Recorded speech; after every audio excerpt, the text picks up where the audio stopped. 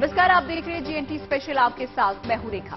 राजनीति उठापटक और सियासी ड्रामे के चलते पाकिस्तान की अर्थव्यवस्था में काफी उथल पुथल मची हुई है और पाकिस्तान के कंगाली की हालत ये है कि कराची बंदरगाह पर कंटेनर्स में हजारों टन प्याज सड़ रहा है। लेकिन शहबाज शरीफ सरकार ये तय नहीं कर पा रही कि देश में भुखमरी से निपटे का प्लान बनाए या फिर विदेशी मुद्रा भंडार को बचाए।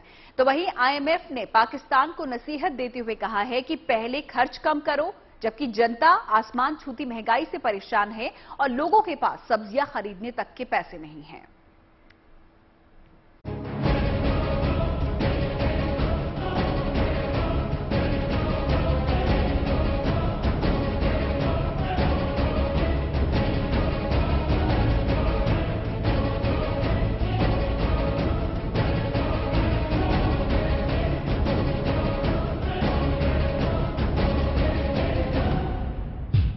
कंगाल पाकिस्तान के पास सब्जियां खरीदने के पैसे नहीं।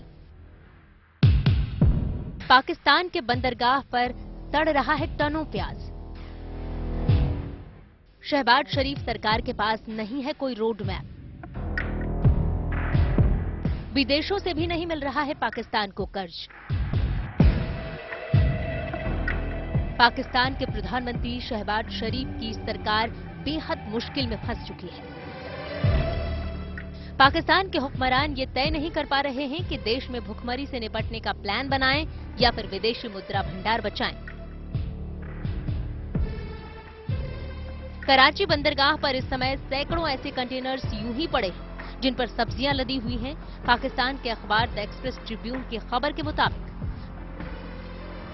प्याज के 250 कंटेनर्स जिनकी कीमत $107 लाख यानी 83 करोड़ रुपए है और $2.5 लाख यानी 2 करोड़ 6 लाख वाले लहसुन के कंटेनर बंदरगाह पर ऐसे ही पड़े।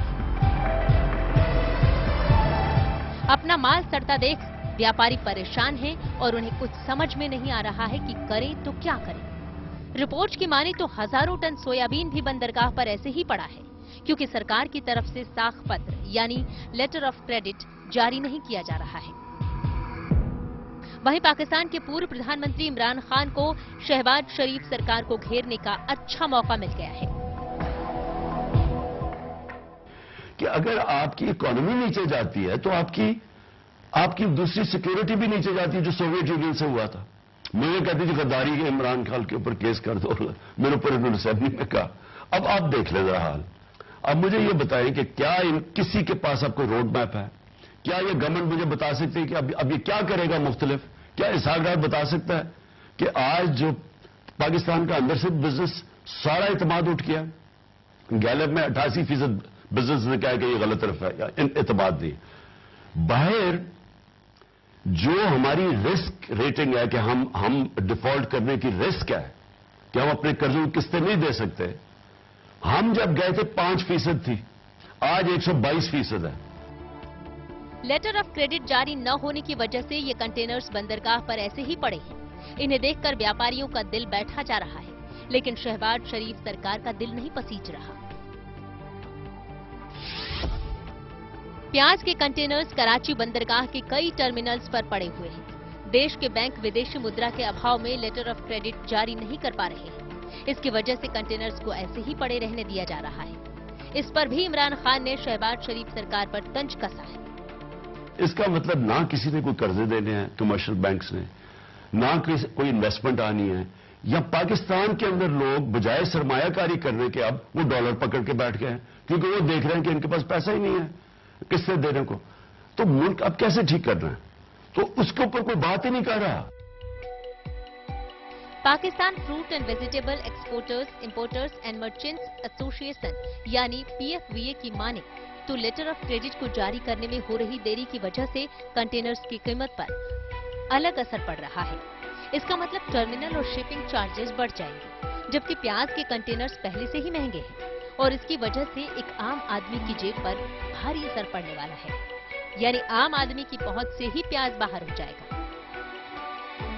जब पाकिस्तान का सबसे महत्वपूर्ण पिलर जो पाकिस्तान आर्मी है, वो इमरान खान, शहबाज शरीफ, जब इनमें तीनों में द्वंद्व चल रहा है तो फिर ये कंटेनर्स कैसे ऑफलोड होंगे? नहीं हो सकते। उनका तो ध्यान भी नहीं है कंटेनर पे, उनका तो ध्यान है सत्ता पे। जनरल बाजवा जो अभी रिटायर किए, उनका ध्यान था जो $1 बिलियन कमाया है उसको पूरी तरह से कैसे पचा जाओ। ध्यान तो ये है। जब ध्यान कहीं और है, ध्यान आवाम नहीं है, ध्यान आम जनता नहीं है, तो आम जनता का कल्याण कैसे होगा? तो स्वाभाविक है कि पोर्ट्स पे ये सामान सड़ते रहेंगे। पाकिस्तान के थोक बाजारों में प्याज 175 रुपए किलो और खुदरा बाजार में 250 से 270 रुपए किलो तक बिक रहा है। क्लियरेंस में देरी से प्याज की कीमतें और बढ़ जाएगी, वहीं सब्जियां भी आम आदमी की पहुंच से दूर हो जाएगी। Federation of Pakistan chambers of commerce and industry यानी EPCCI ने भी प्याज और सब्जियों के बढ़ते दामों पर चिंता जताई है। इमरान खान ने सरकार पर निशाना साधते हुए कहा कि इन्होंने पाकिस्तान को बर्बाद कर दिया। तो मैंने तो जनरल बाजवा को भी कह दिया था, मैंने शौकत तरीन में भी जाके उसको बताया कि अगर आपने इस वक्त ये साजिश कामयाब होने दी, इनसे मुल्क नहीं माइशत नहीं संभलेगी। और मैंने जब 1 जून को ये दिया, मैंने कहा कि ये डिफॉल्ट की तरफ जा रहा है।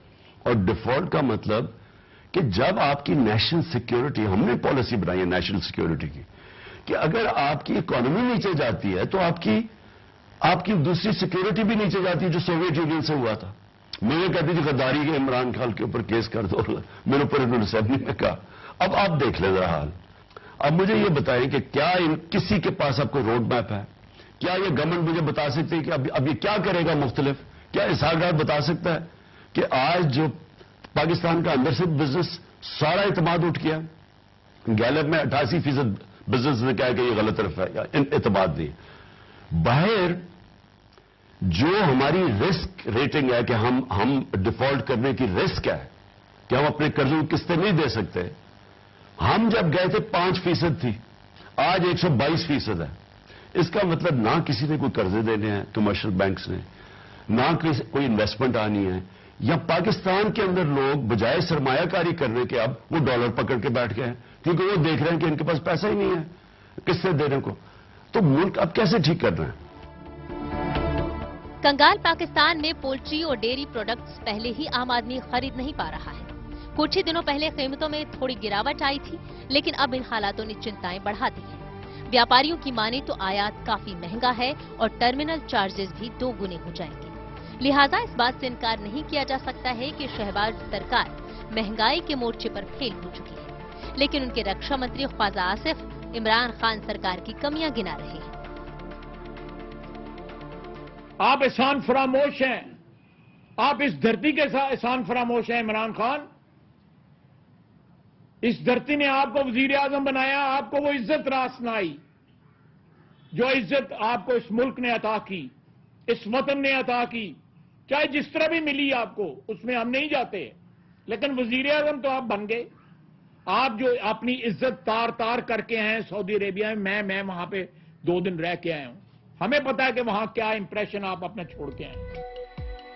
वहीं सच्चाई ये भी है कि पाकिस्तान में डॉलर नहीं बचा है, जिसकी वजह से हालात बेकाबू होते जा रहे हैं। आयातकों को इसकी वजह से भारी नुकसान उठाना पड़ रहा है और इसकी भरपाई भी मुश्किल है। ये करने क्या जा रहे हैं? अपने आप को बचाने के लिए ये मुल्क को खुदकुशी करवा रहे हैं। लेकिन सवाल तो एस्टेब्लिशमेंट ने अपने आप से पूछना है कि आपको तो सबसे ज्यादा पता है इनकी चोरियों का, तो क्या आप इस वक्त पे बैठ के क्या इन चोरों को मौका देंगे कि ये मुल्क की मजीद और तबाही करें? अब तो ये पता चल गया ना जी कि जो हम सुनते थे कि जी वो हो बड़ा ये इन्होंने कोई इसहाक डार आके कुछ कर देगा, तो शहबाज शरीफ की कोई पंजाब स्पीड थी। अब तो पता चल गया ना कि इनके हाथ में ना इनके पास कोई रोड मैप था, ना इनके पास कोई लोग हैं जिनकी काबिलियत है। ये चोरों का टोला मिलके इन्होंने आज मुल्क को उधर ले गए हैं कि अभी से अगर हम कोशिश करें और एक बिल्कुल नई किस्म की पॉलिसीज लेके आए, जो मैं समझता हूं कि अब हमें बिल्कुल मुल्क को मुख्तलिफ चलाना पड़ेगा। व्यापारियों ने सरकार से मांग की है कि इस मसले को जल्द से जल्द सुलझाया जाए, ताकि देश में गहराते खाद्यान्न संकट को टाला जा सके। लेकिन सच्चाई ये है कि शहबाज शरीफ सरकार को ये समझ नहीं आ रहा है कि बेकाबू महंगाई को कैसे कंट्रोल किया जाए। Bureau report, good news today. क्या पाकिस्तान में इमरान खान का राजनीतिक करियर खत्म हो जाएगा? प्रधानमंत्री शहबाज शरीफ और सेना के खिलाफ मोर्चा खोलने वाले इमरान खान को चुनाव आयोग ने तगड़ा झटका दिया है। पहले इमरान को प्रधानमंत्री की कुर्सी गंवानी पड़ी और फिर चुनाव आयोग ने तोशाखाना मामले में संसद की सदस्यता से अयोग्य घोषित कर दिया और अब पीटीआई के मुखिया पद से हटाने की तैयारी में है।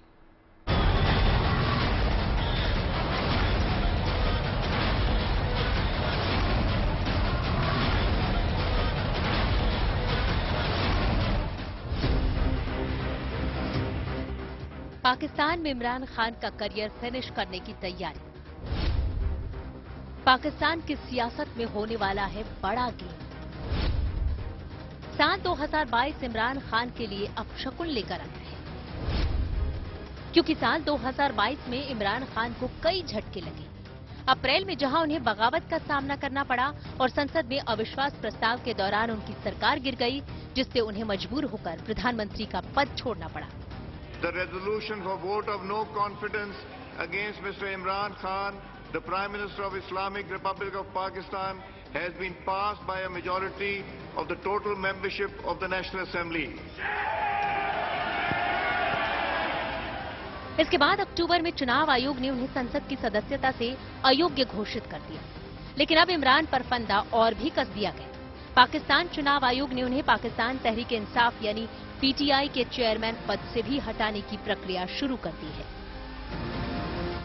जिस तरह का जुल्म और नाइंसाफी उन्होंने देखी है ना, जब से हमारी हुकूमत जिस तरह गिराई गई, उसके बाद पाकिस्तान के सारे चोरों को लाया गया, फिर वो चोरों ने अपने सारे 1100 अरब रुपए के करप्शन केसेस माफ करवाए, कानून ऐसे बना दिए कि अब आप व्हाइट कॉलर क्राइम यानी जो ताकतवर चोर है उसको पकड़ ही नहीं सकते। अब यानी लूट मार का उन्होंने रास्ता खोल दिया। हम भेड़ बकरियों की तरह ये तमाशा देख रहे हैं कि हम मुल्क की तबाही का यानी जिस तरफ निकल गया है, ये जो डिफॉल्ट की तरफ जा रहा है, जो मुल्क का हालात है, हम ये देख रहे हैं कि उन्होंने मुल्क की माशियत तबाह कर दी। हालांकि इमरान ने सरकार गिराए जाने पर विदेशी साजिश का आरोप लगाया था, लेकिन खुलकर किसी देश का नाम नहीं लिया।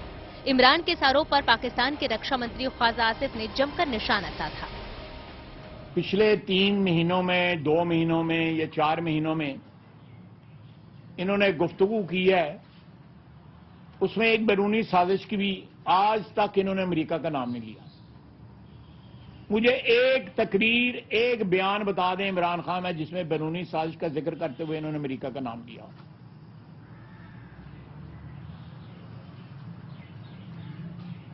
और सारा कुछ सामने आ चुका है, वो साइफर वाला भी सामने आ चुका है, लेकिन आज भी ये पिछले 2 दिनों में तकरीरों में बैरूनी साजिश की उन्होंने बात की है, लेकिन अमेरिका का नाम लेने की जरूरत नहीं करते। चुनाव आयोग ये कदम तोशाखाना मामले में उन्हें संसद सदस्यता से अयोग्य करार देने के बाद उठाने जा रहा है। बता दें कि पीटीआई के कर्ता धर्ता इमरान खान ही हैं। उन्होंने ही खून पसीने से इस पार्टी को सींचा है और पाकिस्तान में एक राजनीतिक दल के रूप में खड़ा किया है। और अगर इमरान खान को सचमुच पीटीआई के अध्यक्ष पद से हटा दिया जाता है तो ये उनके लिए राजनीतिक करियर का शायद सबसे बड़ा झटका होगा, क्योंकि तब उन्हें पार्टी का नेतृत्व किसी और शख्स के हाथ में सौंपना पड़ेगा।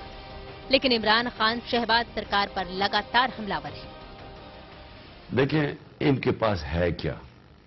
इलेक्शन ये नहीं लड़ सकते, अवाम इनके पास नहीं है। दुनिया में बाहर निकलते हैं लोग इनको चोर चोर कहते हैं। सोशल मीडिया का जमाना है, 8-8 साल के बच्चे में शऊर आ चुका है। अब आज पाकिस्तान ये वो पुराने 90 की दिहाई के ये पॉलिटिशियंस हैं, इनका टाइम खत्म हो गया है।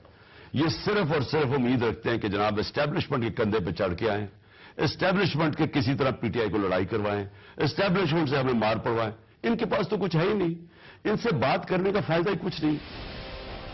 पाकिस्तान के अखबार डॉन के मुताबिक इस बाबत इमरान खान को नोटिस दी गई और मामले की सुनवाई के लिए 13 दिसंबर तारीख तय की गई है। वहीं पाकिस्तान तहरीक इंसाफ का कहना है कि कोई भी कानून किसी भी सजायाफ्ता को राजनीतिक दल का पदाधिकारी बनने से नहीं रोकता है। इस पर शहबाज सरकार में रक्षा मंत्री ख्वाजा आसिफ ने चुटकी ली है। वो क्या गाना है वो ईसा खेलवी का, अच्छे दिन आएंगे। अच्छे दिन तो कभी किसी पे नहीं रहते, अच्छे दिन आते हैं चले जाते हैं, ये अल्लाह का काम है। उससे पनाह मांगनी चाहिए कि वो अच्छे दिन अता करे। जो है इस तरह जो है नौसरबाजियों के साथ जो है वो अच्छे दिन नहीं आते। बता दें, तोशाखाना विवाद में पाकिस्तान चुनाव आयोग ने इमरान खान को संसद की सदस्यता से अयोग्य घोषित किया था। जिस तोशाखाना विवाद की वजह से इमरान खान ने अपनी संसद की सदस्यता गंवाई और जिसकी वजह से पीटीआई के अध्यक्ष पद पर तलवार लटक रही है, वो विवाद आखिर है क्या? पाकिस्तान के कानून के अनुसार प्रधानमंत्री को विदेश से मिलने वाले तोहफों को तोशाखाने में जमा करना पड़ता है। इस तोशाखाने की स्थापना 1974 में की गई थी। तोशाखाने में जमा उपहारों का मूल्यांकन होता है, इसके बाद ही इस उपहार को कोई रख सकता है। वहीं सरकारी अधिकारियों को मिलने वाले उपहारों की जानकारी देनी होती है। हालांकि जिसे गिफ्ट मिला होता है वो उस गिफ्ट को उसके वास्तविक मूल्य से 50% कम पर तोशाखाना से वापस खरीद सकता है।